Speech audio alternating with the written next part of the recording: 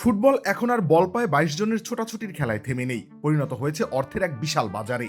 ফুটবলের সবুজ গালিচায় কেবল বলের কারিকুরি নয়, ঘাসের নিচে লুকিয়ে থাকে এক বিশাল অঙ্কের আর্থিক সমীকরণ, যেখানে নেইমার জুনিয়র ধরাছোঁয়ার বাইরে।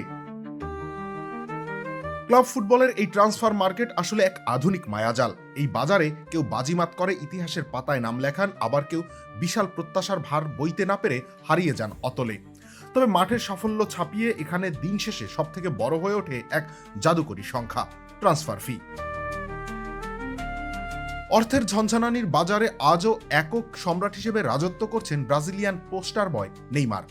2017 সালে বার্সেলোনা থেকে প্যারিসের মেঘমুক্ত আকাশে পাড়ি জমানোর সময় তিনি যে 222 মিলিয়ন ইউরোর মাইলফলক স্থাপন করেছিলেন, এত বছরেও তা স্পর্শ করতে পারেনি কেউ। বিশাল অঙ্কের বহু দল পরিবর্তন হলেও নেইমার আছেন সবার উপরে।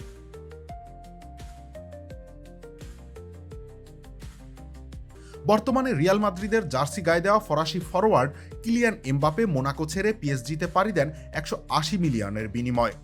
এই বিশাল অঙ্ক যেন নেইমারের সামনে কম বলে মনে হয়। তবে শুধু একবার দল বদল নয়, পুরো ক্যারিয়ারের হিসেবেও নেইমার বিস্ময়ের নাম।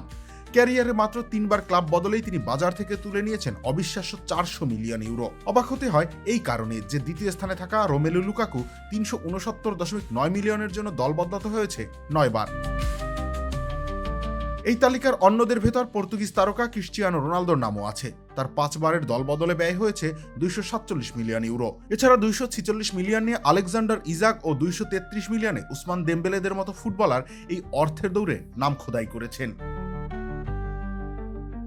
মাঠে বলের দখলই নয়, ফুটবলে অর্থের বাজার দখলও এখন গুরুত্ব পায় ব্যাপকভাবে। কখনো কখনো অর্থের হিসাবটাই মাঠের লড়াইয়ের চেয়ে বেশি আকর্ষণীয় ও রোমাঞ্চকর হয়ে ওঠে। দলবদলের এই গল্প শুধু ফুটবলারদের পেছনে ঢালা অর্থ নয়, বরং দলিল দেয় এই খেলায় বিবর্তিত রূপের। রবিউল ইসলাম রনি, খেলা ৭১।